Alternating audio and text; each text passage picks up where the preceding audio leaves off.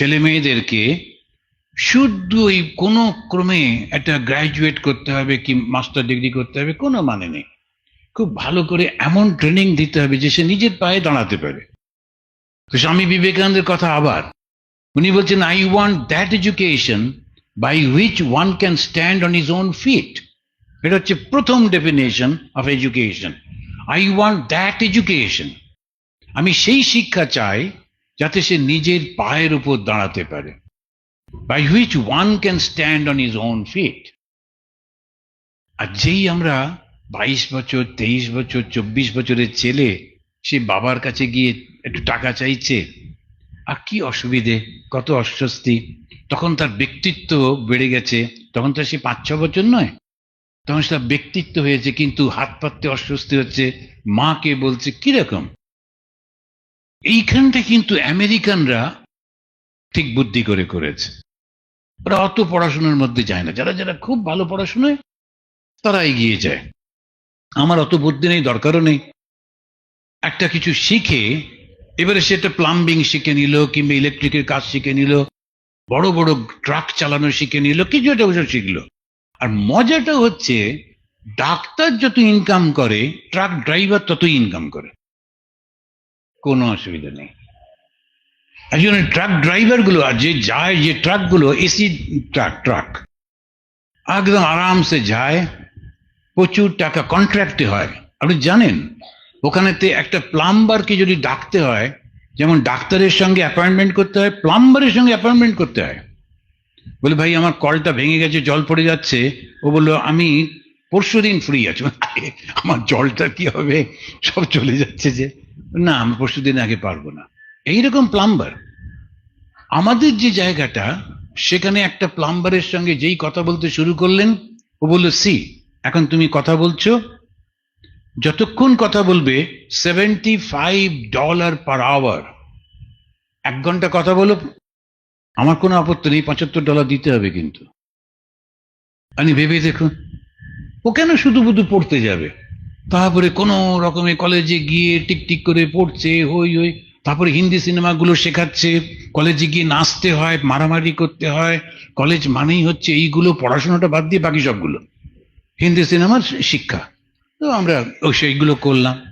কলেজে গিয়ে প্রফেসরদের সঙ্গে মজা করতে হয়, তারপরে প্রিন্সিপালকে অপমান করতে হয়। এটা আমাদের কলেজে গিয়ে বাচ্চারা এরকম করে। কি কথা, এগুলো ভুল হয়ে যাচ্ছে।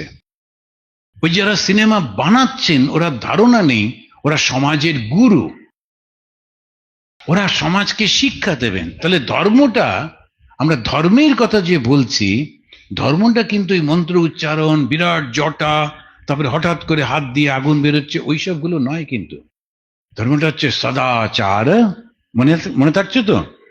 সদাচার, স্মৃতি, বেদা, তৃতীয়ম, এটা 3টে হলো, চতুর্থম অর্থ ইত্যাহু। ইতি আহু এটা বলা হয়, আহু মানে বলা, ইতি আহু হচ্ছে অর্থ।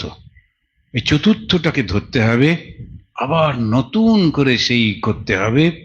এমনিতেই প্রকৃতি আমাদের মধ্যে অনেক বুদ্ধি দিয়েছেন, বিচার দিয়েছেন। তারপরেতে একজন খুব পড়াচ্ছিলেন, তিনি বলছেন আমরা এরকম ভাবে এই করবো, আর একজন এই করব, সবাই শুনছে। হঠাৎ করে একজন উঠে দাঁড়িয়ে বলল, আচ্ছা আপনি এটা যে বলছেন এটা তো এরকম ভাবেও করা যায়। বলে এই রে বাঙালি এসে গেছে, আর পড়াবো না।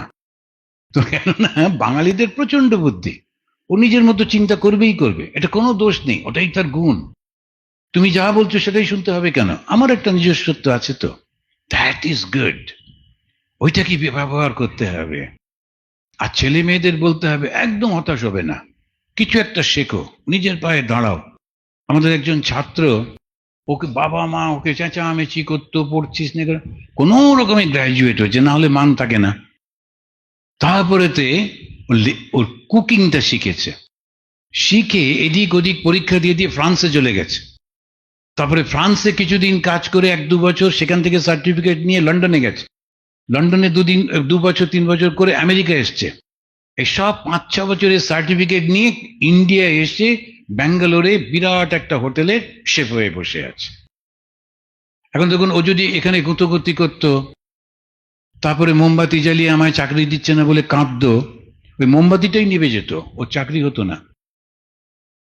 কিন্তু নিজের মতো করে সুন্দর করে করে নিল। কত রকমের আছে।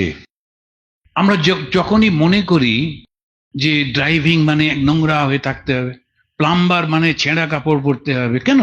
সুন্দর পোশাক পরে যাব। তোমরা অফিসে যাচ্ছ, আমি প্লাম্বিং করতে যাচ্ছি, একদম পরিষ্কার পরিচ্ছন্ন সব, কিছু অসুবিধে? এই চিন্তাগুলোকে একটু চেঞ্জ করতে হবে। তারপরে স্বামীজির সেই কথা আবার, স্বামীজি বলছেন যে যে জুতো সেলাই করে আর যে রাজা, দুজনেই সমান। Each is great in his own place. The cobbler can mend a shoe. ওই যে যে জুতো সেলাই করে, ও একটা জুতো বানাতে পারে। Can king do that?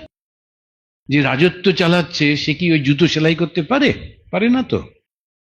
আবার কবলার হয়তো রাজত্ব নাও চালাতে পারে, ওই অ্যাডমিনিস্ট্রেটিভ বুদ্ধিটাও নেই, তো কি আছে? I am great in my own place. শুধু এই মানসিকতাটা আনতে হবে, আর তখনই আসবে আত্মজ্ঞান, আত্মশুদ্ধি, আত্মবিশ্বাস। স্বামীজি বারবার বলছেন, the more I grow, more it seems to me everything lying in manliness. Manliness মানে পুরুষ শরীর না, ম্যানলিনেস মানে আত্মবিশ্বাস।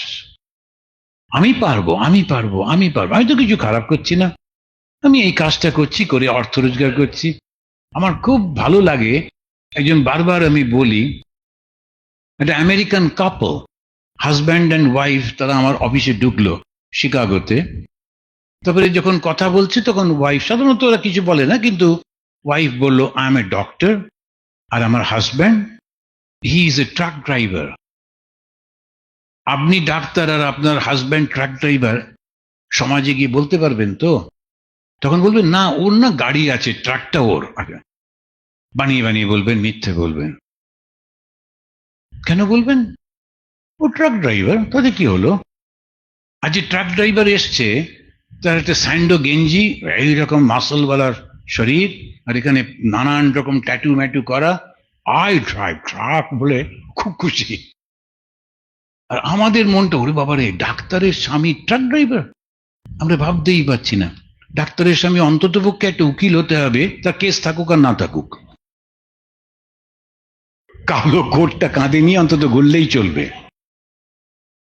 ফলস এইগুলো যে আমাদের আছে না, এটা ধর্ম নয়। ধর্ম কোনটা? এই যে নিজের উপর আত্মবিশ্বাস,